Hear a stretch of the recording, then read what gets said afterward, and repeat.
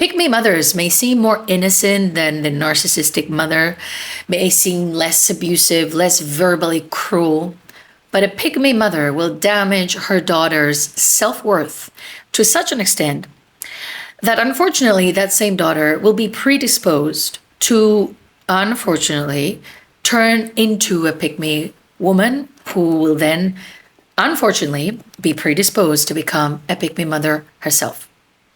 Now, if you're a mother and you're listening to this, my invitation, as always, is not to start blaming yourself, but first, as a mother, first I want you to listen to what I'm saying as a daughter.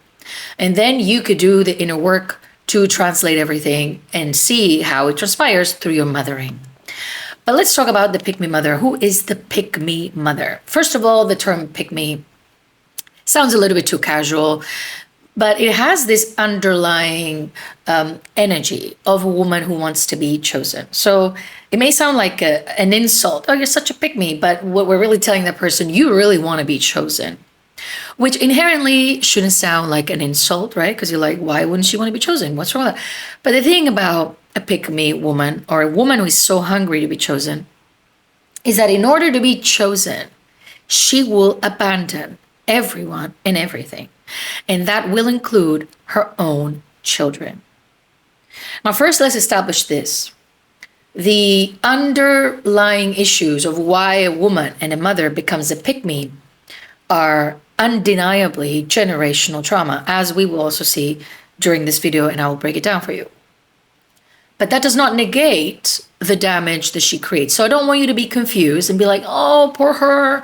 So I can understand. You can understand what she did, but you can still be angry, and you can still be hurt, and you can still carry and need to process a lot of the wounding created by a woman who essentially, in her effort to be chosen by men, I think I forgot to say that, a pick-me woman is a woman wants to be chosen by men romantically, within the context of someone marrying her, staying with her, loving her, blah, blah.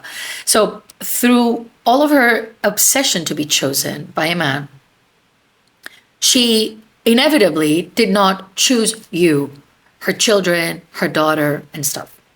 Now, there's many categories of these types of women that we can rank from slightly harmful to almost maybe harmless to very, very and extremely dangerous women, depending on what kind of men they chase and what kind of lifestyle they're doing with that man and how much they're willing to abandon their own kids for that man, which will include that man possibly even harming said kids and her be a bystander, justify him, and even blame her own daughter. The damage that this creates to a child is incredibly deep, because under all of what is happening to that little girl, struggling to make sense of the world, she's looking at a mother who is her only resource to be protected and guided and nourished in this world. And what she's seeing is a pathetic woman who is prioritizing some random man. And I don't even care if that random man is your dad, because he's a random man because you are her child. The relationships that she has outside of being your mother are not as deep and as important as her role as a mother. In parentheses here, the roles of fathers are equally important, but we're talking about maternal wounds here, right? If you notice in my channel, I focus a lot on the maternal wound, although I'm no stranger to paternal horrible wounds. It's just happened to be that this thing is so big. And the mother wound, for me, is the most important wound we all have to work with, women or men, but especially women, because that wound has predisposed and defined the relationship with ourselves. As I always say, the mother wound is the mother of all wounds. And the mother wound is not just a relational wound, it's a self wound. It affects how we relate to ourselves. So the pick-me mother, what does she do? I need to paint a picture of the kind of relationship that she will have. Let's say she's with your father. He's either cheating, he's abusive, usually very narcissistic, self-centered, or just what they call a deadbeat, right? He's just not showing up to fatherhood. Regardless this image that I've just painted of this man, this woman stands by his side religiously. This is her religion. This man is everything to her. Despite the cheating, the abuse, whatever he's doing, she keeps on investing or insisting or trying or pushing that he becomes someone that she wants him to be. Maybe she wants him to become who he was 20, 30 years ago when they first met and he was love bombing her. Maybe she is projecting on him that she wants him to become who she thought he would become, or who she needs him to become, or who she wants the world to see that the husband that she chose is. This pick-me woman is so afraid of looking like a failure in the eyes of the world, and failure for her is to have a marriage that is unsuccessful and to leave a man. Because her value derives from being chosen, so much so that when she dissolves that bond, everybody's going to see her as somebody who's no longer chosen, and then she doesn't know where to stand in her unchosenness. So this woman pursues to be chosen, feels very fundamentally unworthy and insecure as a person, right? Has no idea that she's worthy. She's acting like a little child, dependent on that man, when in reality, most of these women, and I say this because I have eyes, right? Like everywhere I look and every client I've worked with that has been in a relationship like that, we're talking about most of these women are so powerful, so stubborn, so determined. They could do anything they want, but they don't want to do it alone. So they will stay in these relationships with the pretense, I'm staying for the kids, I'm staying with me, I don't know what to do, whatever they're saying. But in reality, these women do not want to fail in the eyes of the world by something that they consider is a failure. And so for honoring that thing to look like a successful thing, she will tolerate immense levels of misery and will be held emotionally captive to this random man that she didn't know a few, however many years ago, who then turned him into the father of her children. But now she's coming to choose him over her children and let those children absorb the consequences. Consequences are he's abusive, he may be gambling, he may be doing all sorts of things that are impacting the family negatively. But most importantly, she's doing two really horrible things, in my opinion. First of all, she's letting, and I'm going to talk about daughters, but sons are included in this equation. Of course, they're seeing things too, but the daughter of such a woman is looking at a father be like the worst example of what a father should be, what a husband should be, what a man should be, right? The representation of what it's like to have a man in your life is a horrible one. And then also she's seeing a woman be the way her mother is. So the blueprint for her is what? How to be a woman, perform, try to save a man, try to fix a man, tolerate a man, do all these things for a man, stay faithful to a man, don't be without a man, you can't do without a man, blah, blah, blah.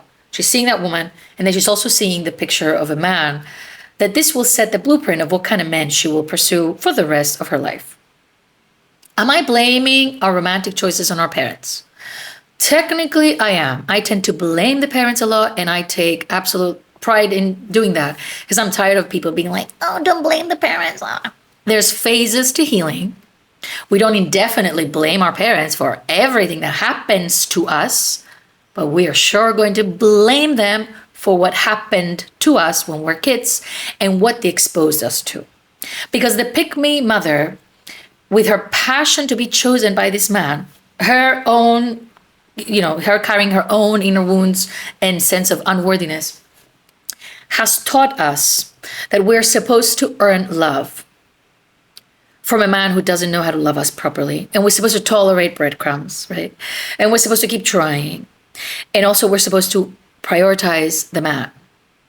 So on top of everything that she's doing into us in terms of how we will grow to see ourselves as women, what we expect from relationships, what kind of partners we will look for and find and tolerate, she's also reinforcing a lot of patriarchal and misogynistic stuff onto us because this man-centered ideology and way of living is misogynistic and patriarchal. Meaning this woman, the pick-me woman, carries such levels of internalized misogyny because she doesn't see herself as worthy enough to stand alone in the world or show up for her children and bypass a man that is making her life and her children's life 100 times more horrible.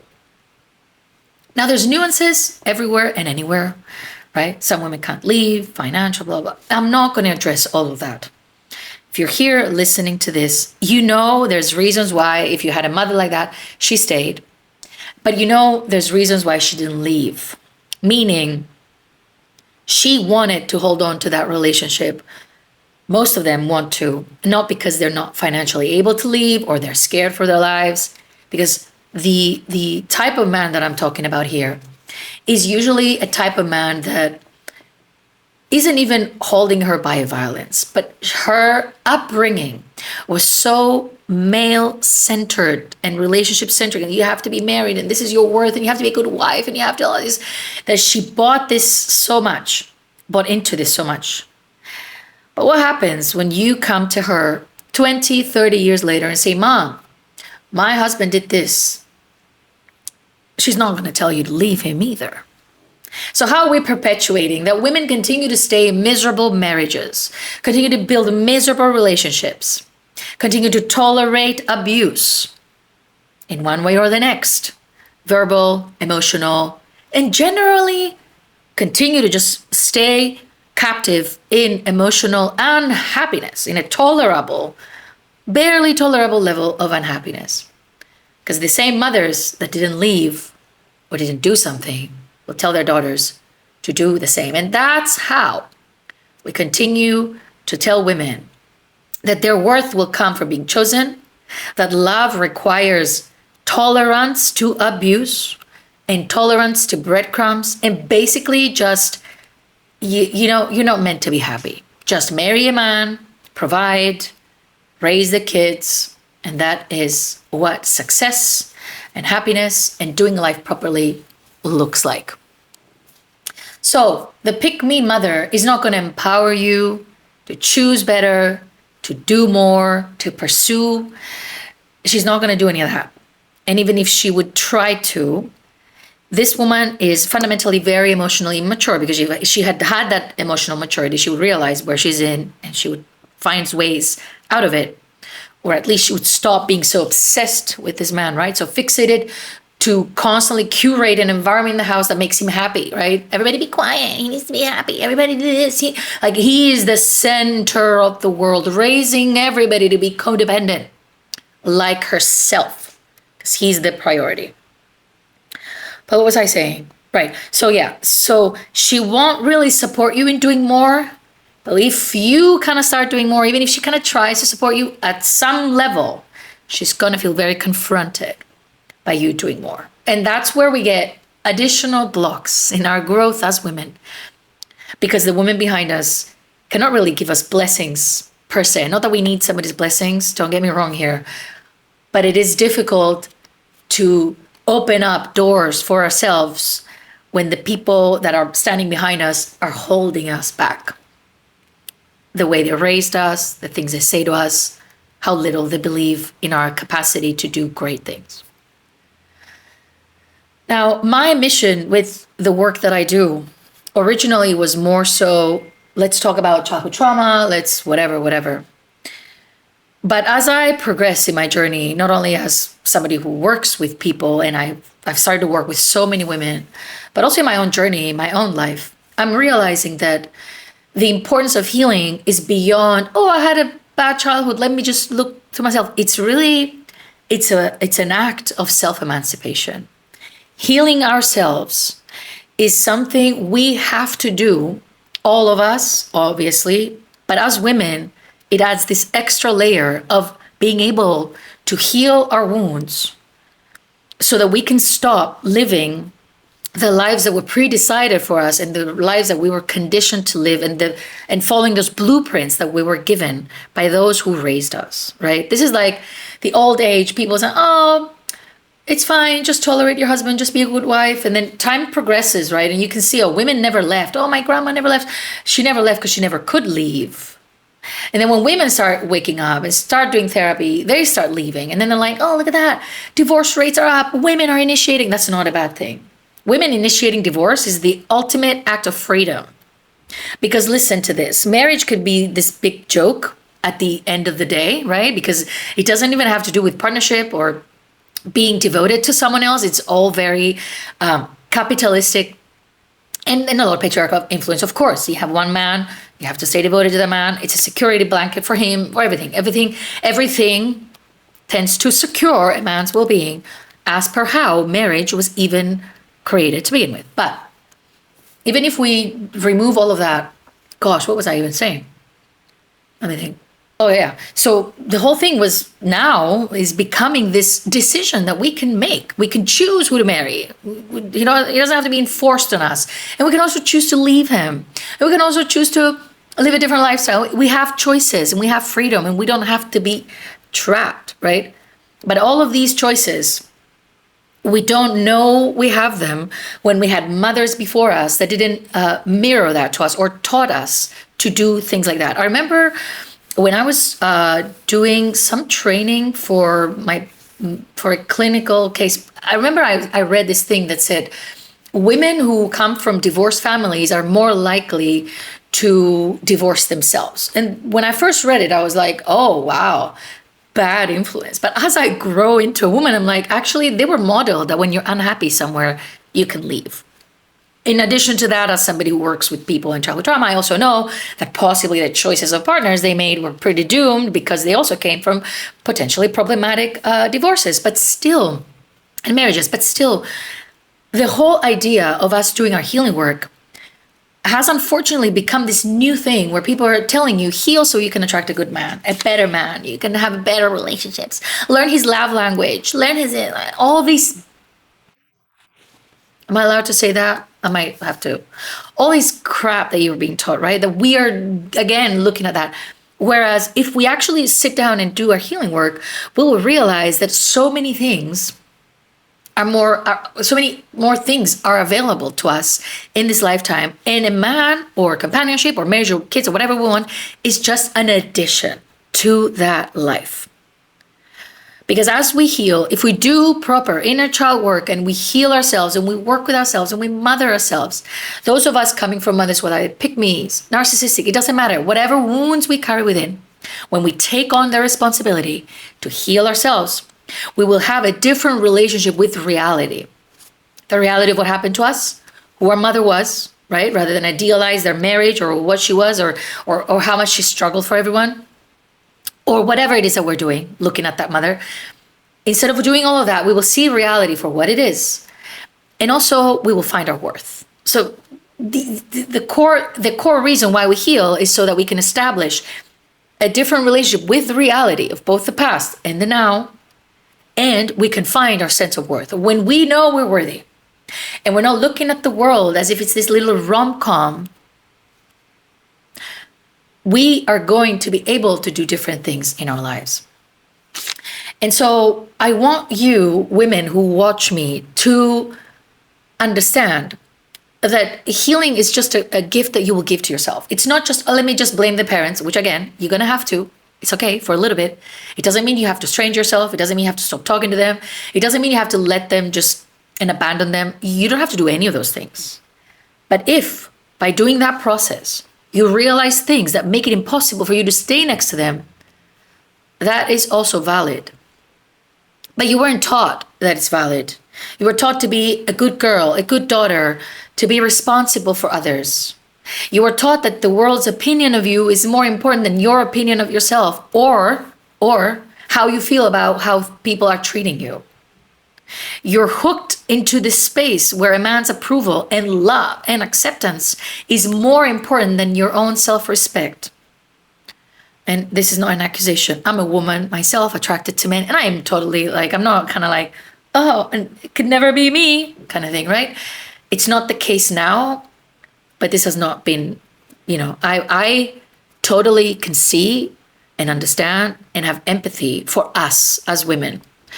But what I'm not willing to continue to do or even participate in is to allow this to be a very light conversation we're barely having, because it needs to be had.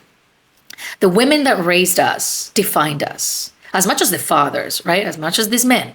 But these women have defined us much more because as women, we saw them and we modeled so much from them. And many of you may say, I became exactly the opposite. Sure, there's always going to be a part of us that is just like our mother. And it only takes that type of man to awaken that mother in us. Unless we heal, unless we show up for ourselves, unless we can see reality, relationships for what they are, patriarchy for what it is, men as a whole for who they are, and we have to detach from that fantasy that they are the answer to everything. Although some of them can be good enough to make your life better, that doesn't mean that they are the epitome of happiness. And also another thing that you will see as you heal is that whatever the people around you consider as success is irrelevant when it comes to what you feel like is good and right for you. But in order for you to do all of that, you really have to work with yourself. And you have to do what your pick-me mother didn't do, which is raise you and choose you fully. She barely did it. A woman who is immersed in a trauma bond with a man while he's trying to raise kids will be absent from her mothering duties. Unfortunately, and they're heavy duties because there's a lot of emotional work that needs to be done. Unfortunately, this is what motherhood contains. But realistically, it's not always possible. She had her own past. She comes from her own unworthiness and sense of feeling not enough, which is what turned her into a pick-me. She's a woman who doesn't know her strength. And again, if you look at all these women, most of them are so strong and they're already doing everything on their own. But the thought, the illusion that this man is more important than her choosing her happiness, her well-being, and most importantly, her kids. That thing is what damages us. So what I want you to take away from this video is this. If you've had a pick-me mother, what I want you to do is really sit down with what you've experienced with a mother like that. And many of you may either have taken her side as maybe your dad was cheating on her or whatever he was doing. And many of you may have taken your father's side because she was whatever she was. If you don't take anybody's side and you observe this as a child, you will see that they were both adults and they chose to have kids. And you were just collateral damage to their own unresolved trauma. Happens. Sure. What do we do? It was back in the day, this and that. Sure, I get it. No problem. But what are we going to do now? First, look at yourself through the lens of the child that is missing out on having a safe childhood from a mother that chooses them fully. Because if your mother doesn't choose you fully, you're going to go out in the world never choosing yourself, and then you're going to be begging others to choose you. That's how it goes. If you were raised by a mother who never chooses you and who's never really fully there for you, you don't know you're worthy to be chosen. So all your life you'll be chasing your worth through being chosen, hopefully, from someone. You will do anything and everything to be chosen, right? So first we'll look at the facts, the reality. We change our relationship to reality. What happened? We get angry, we process, we do all this stuff. And then it's time to take responsibility and see what we're doing with ourselves, with our lives, how we are choosing better. But again, the natural byproduct of true inner work, which is essentially grief work, grieving our childhood, grieving what happened, grieving what didn't happen, grieving who we could have been, who we were, all of these things. There's a lot of grief there that needs to be held. Again, you're going to be forced to a level of emotional maturity that can hold this, right? And that will make you even more mature and strong. But when we do all of this, we change our relationship to reality, we hold all of that grief, we process it, we let it go. In that path, we find our worth. And then from there, we build new lives. And we make different decisions.